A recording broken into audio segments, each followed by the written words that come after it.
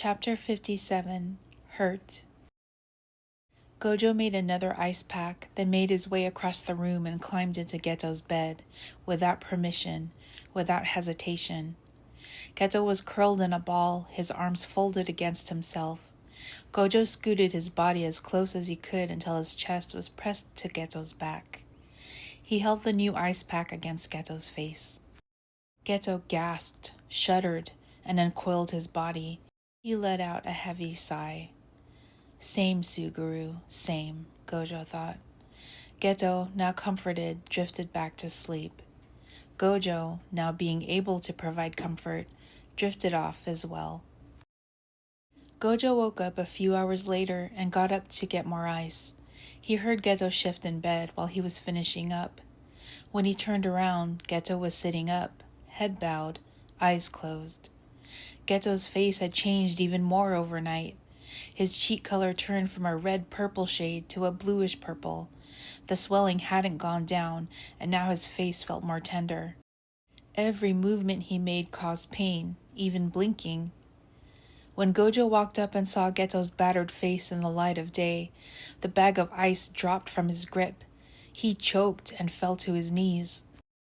Geto opened his eyes slowly, but couldn't quite focus. Gojo knelt in front of him and grabbed him around the waist, burying his face in his lap. Suguru, Gojo couldn't help himself. He cried quietly at first. He started to recall all the harm he had done to Geto, ignoring the signs he was struggling, leaving their relationship behind as he focused on his jujutsu powers, casting unlimited void to control him, staying away from the hospital when he was first admitted, tearing him open the first time they had sex, and now this. Gojo's cries turned into chest-heaving sobs. Geto's vision was blurry, and he was disoriented by the sudden weight pressed into his lap. He realized it was Gojo crying and wanted to reach out to him. His hand twitched against the mattress. His cheek flared with pain. He realized Gojo was crying over the very wound he had caused. Satoru. His voice was gravelly and thin, barely loud enough to cut through Gojo's despair. Gojo tightened his embrace at the sound of his name. His fingers dug into the folds of Geto's clothes as he desperately tried to hang on to him, as if Geto might disappear if he let go. "I keep hurting you. I don't know how to stop," Gojo confessed.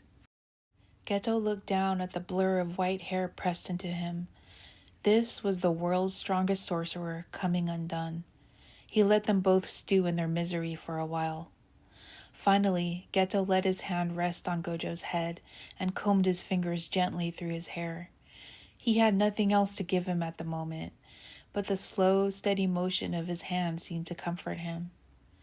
Gojo quieted. He looked up at Geto, his white eyelashes wet with tears. "Even when I'm the one who hurts you, you're still the only place I feel safe." Gojo's voice was thick with emotion. Geto's fingers stilled for a moment. The ache in his chest tightened. He continued to run his hand through Gojo's hair. Then in a low and steady voice, he answered, "Even when you hurt me, I'm still safest when I'm with you." Gojo let out a shuddering breath, sank to the floor, and leaned his head against Geto's knee. Neither of them said anything more. Their silence spoke what words couldn't.